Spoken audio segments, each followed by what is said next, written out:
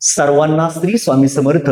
नमस्कार. महाराष्ट्रातील माझ्या सर्व अभियोग्यताधारक बंधू आणि भगिनींनो, पवित्र पोर्टल शिक्षक भरती 2025-26 टेट परीक्षा 3ची अगदी जातकासारखी वाट पाहणारे संपूर्ण महाराष्ट्रातील अभियोग्यताधारक दुसऱ्या बाजूला ही वाट पाहत असतानाच दुसऱ्या बाजूला याच भरतीत येणाऱ्या जागा पवित्र पोर्टलच्या व्यतिरिक्त कंत्राटी पद्धतीने भरण्याचं षडयंत्र सुरू असल्याचं आपल्याला पाहायला मिळतंय.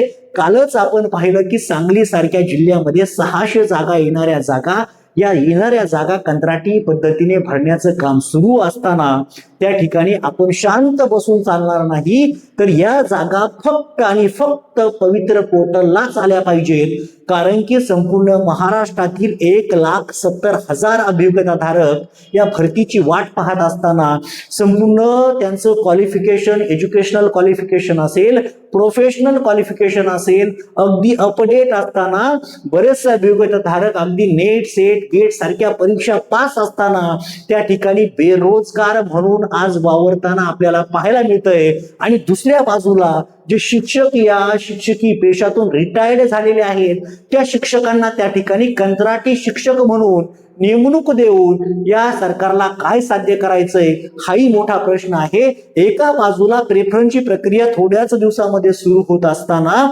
कशाला हे कंत्राटी शिक्षक भरायचे हाही मोठा प्रश्न आहे. कारण की हे संपूर्ण शिक्षक जे अगदी चातकासारखी वाट पाहत आहेत त्याच शिक्षकांमधून ही भरती झाली पाहिजे, अशा प्रकारचा रोष हा प्रत्येक अभियोग्यताधारकाचा आहे. आणि त्यासाठी तुम्ही सर्वांनी पुढे येणं गरजेचं आहे. फक्त बघ्याची भूमिका जर घेतली तर तुटपुंजा संख्येच्या जागांवरती ही भरती होईल.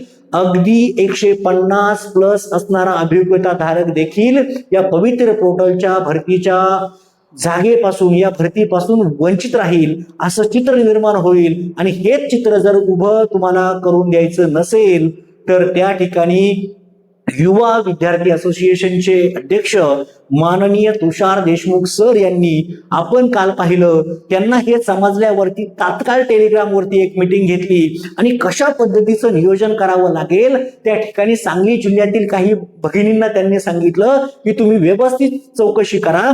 लवकरच जर अशी परिस्थिती थांबली नाही तर आपल्याला आंदोलन सुद्धा उभं करावं लागेल. या आंदोलनातील 1,70,000 जे अभियोग्यताधारक आहेत त्या सर्वांनी पुढे येणं आवश्यक आहे.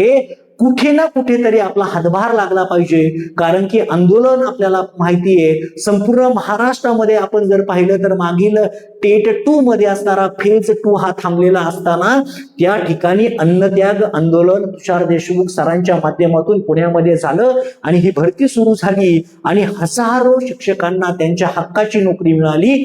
तशाच प्रकारे आजचं हे चित्र आहे. त्यामुळं थांबून चालणार नाही.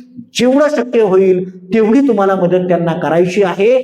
त्यांनी घेतलेले निर्णय त्यांच्यामध्ये त्यांना साथ देण्याचं काम तुम्ही करायचंय. कारण की या महाराष्ट्रामध्ये मी स्वतः अनुभवलेलं आणि एक निस्वार्थी व्यक्तिमत्व हे तुषार देशमुख सर आहेत.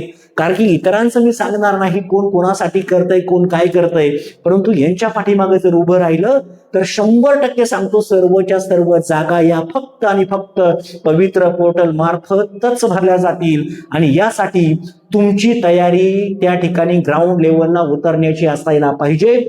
ज्या शिक्षकांना असं वाटतंय की माझं काम या भरतीमध्ये झालं पाहिजे, माझं काम या भरतीमध्ये होऊन माझ्या आईवडिलांचं, माझ्या कुटुंबाचं स्वप्न मला पूर्ण करायचंय, तर शांत बसून चालणार नाही. तुम्हाला त्या ठिकाणी आवश्यक ठिकाणी आंदोलनाला देखील यावं लागेल. त्या ठिकाणी तुम्हाला लढावं लागेल.